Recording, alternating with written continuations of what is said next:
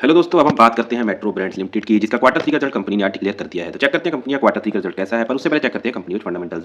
सबसे पहले बात करें दोस्तों तो कंपनी के मार्केट कैप की। कंपनी का मार्केट कैप है 32,995 करोड़ का, जो कि एक मिड कैप कंपनी है। उसके बाद बात करें दोस्तों कंपनी की पीई रेशियो की, प्राइस टू अर्निंग रेशियो की, वो है 101, जो कि देखने में काफी ज्यादा ओवर वैल्यू लगती है, पर फिर भी कंपेरिजन करेंगे इसके पीयर्स के साथ कि कंपनी की वैल्यूएशन कहां स्टैंड करती है।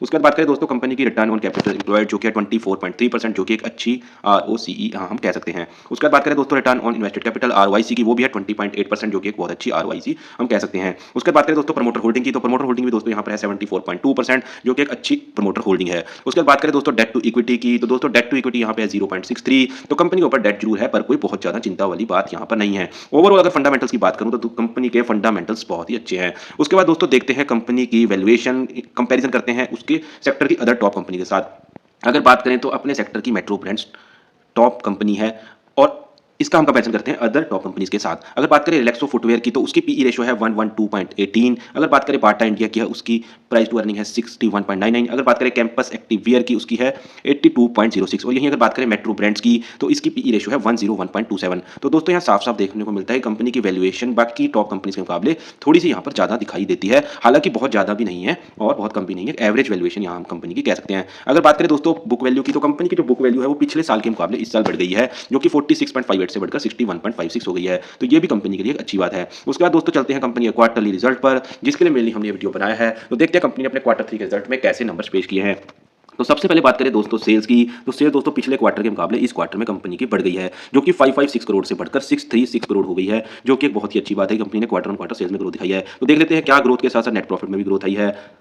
तो देख लेते हैं दोस्तों क्या सेल्स के साथ साथ नेट प्रॉफिट में भी ग्रोथ आई है। तो हाँ दोस्तों, यहाँ सेल्स के साथ साथ नेट प्रॉफिट में भी ग्रोथ आ गई है, जो कि 68 करोड़ से बढ़कर 99 करोड़ हो गई है। तो दोस्तों क्वार्टर ऑन क्वार्टर तो कंपनी का रिजल्ट बहुत ही शानदार यहाँ देखने को मिल रहा है। यहाँ सेल्स के अंदर भी क्वार्टर ऑन क्वार्टर ग्रोथ दिखाई है, और नेट प्रॉफिट में भी कंपनी ने क्वार्टर ऑन क्वार्टर यहाँ ग्रोथ दिखाई है। उसका देख लेते हैं दोस्तों year on year quarterly comparison कि पिछले साल के मुकाबले क्या कंपनी ने इस साल ग्रोथ आगे दिखाई है, या स्टेबल खड़ी दिखाई देती है, या पीछे की तरफ जाती दिखाई देती है। अगर बात करें दोस्तों पिछले साल इसी क्वार्टर की, तो कंपनी ने पिछले साल इसी क्वार्टर में 599 करोड़ की सेल की थी, जो कर दोस्तों इस क्वार्टर में बढ़कर 636 करोड़ की हो गई है। तो ये दोस्तों कंपनी के लिए बहुत ही अच्छी बात है कि क्वार्टर ऑन क्वार्टर भी कंपनी ने ग्रोथ दिखाई है सेल्स में, और ईयर ऑन ईयर भी क्वार्टरली कंपनी ने सेल दिखाई है। तो देख लेते हैं क्या सेल्स के साथ नेट प्रॉफिट में भी ग्रोथ आई है। तो ना नहीं दोस्तों, यहाँ कंपनी के नेट प्रॉफिट के अंदर डी ग्रोथ आई है।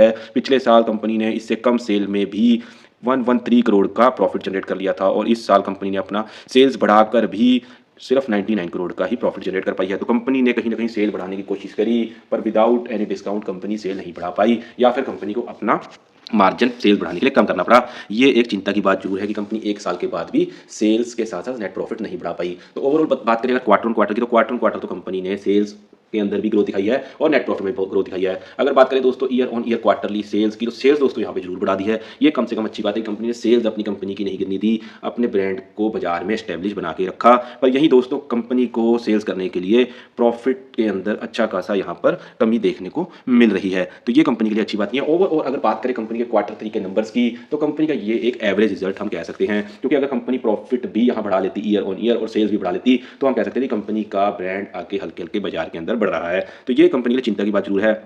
तो यहाँ हम कह सकते हैं कंपनी के जो क्वार्टर 3 के नंबर्स हैं, वो एक एवरेज नंबर यहाँ पर कंपनी ने डिक्लेयर करे हैं। उसके बाद दोस्तों देख लेते हैं क्या कंपनी का कैश फ्लो यहाँ पर पॉजिटिव मेंटेन रहा है। तो ये कम से कम कंपनी के लिए अच्छी बात है। कंपनी का कैश फ्लो ऑपरेटिंग एक्टिविटी यहाँ पर पॉजिटिव बना हुआ है, कंपनी का कभी भी कैश फ्लो नेगेटिव नहीं रहा। तो ये कंपनी के लिए अच्छी बात है। उसके बाद दोस्तों देख लेते हैं प्रमोटर होल्डिंग। तो दोस्तों कंपनी की प्रमोटर होल्डिंग भी जो है वो 74 पॉइंट समथिंग है। हालांकि पिछले क्वार्टर के मुकाबले कंपनी ने हल्की सी अपनी इन्वेस्टमेंट प्रमोटर होल्डिंग में कम की है, जो कि 74.20 से गिराकर 74.17 कर ली है, जो कि इन्वेस्टर्स के लिए थोड़ी सी चिंता की बात है।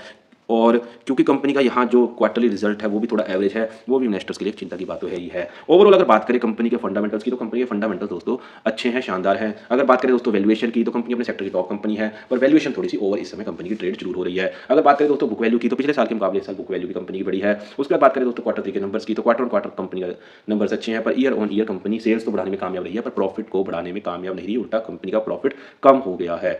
उसके बाद बात करें दोस्तों कैश फ्लो की, तो कैश फ्लो दोस्तों यहाँ पॉजिटिव है, ये कम से कम कंपनी के लिए अच्छी बात है। उसके बाद बात करें दोस्तों प्रमोटर होल्डिंग की, तो प्रमोटर होल्डिंग दोस्तों बहुत शानदार है, पर इस क्वार्टर में कंपनी ने अपनी हल्की सी प्रमोटर्स की होल्डिंग में भी कमी लाई है, जो कि एक थोड़ी सी हम कह सकते हैं मिनिमम सी चिंता की बात जरूर है। तो दोस्तों ये था मेरा क्वार्टर 3 के रिजल्ट का analysis metro brand limited company का। बाकी आपको मेरी वीडियो कैसी लगी आप हमें कमेंट सेक्शन में बता सकते हैं। अगर आपको मेरी वीडियो अच्छी लगी तो आप मेरी वीडियो को लाइक करें, और अगर आप आगे भी हर कंपनी का ऐसे ही रिजल्ट का डिटेल एनालिसिस देखना चाहते हैं तो मेरे चैनल को सब्सक्राइब करें। Thank you very much.